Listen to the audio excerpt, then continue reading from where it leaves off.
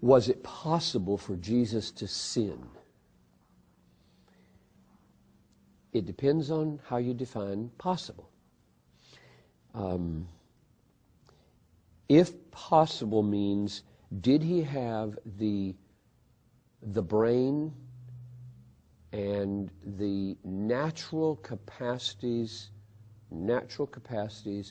to discern a temptation and choose it, to choose bad? Natural capacities, yes.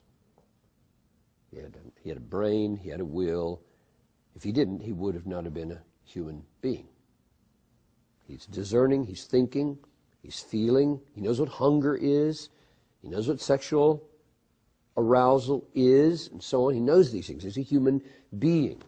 If he weren't, then he wouldn't be, if he didn't have those, he wouldn't be a human being. But historically, the word possible has another meaning, and a very important meaning, namely a moral ability. There's a natural ability, which he must have in order to be accountable and human, and a moral ability, which he did not have. A moral ability is when you are bad enough to choose sin. There's enough badness in you that you can choose sin.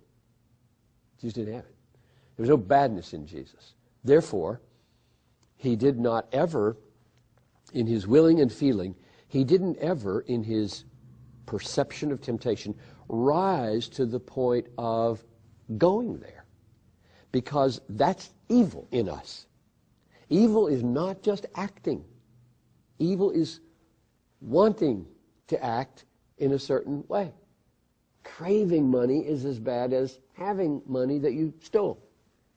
I want the praise of man. I want that money. I want that lustful object. And those wants are evil. Jesus never had any of those. He was perfect. And if you don't have those, you can't do it. You can't choose to sin if there's no desire to sin. And Jesus never had any desire to sin, and therefore he couldn't sin. And so, in those two ways, it was possible and it wasn't possible.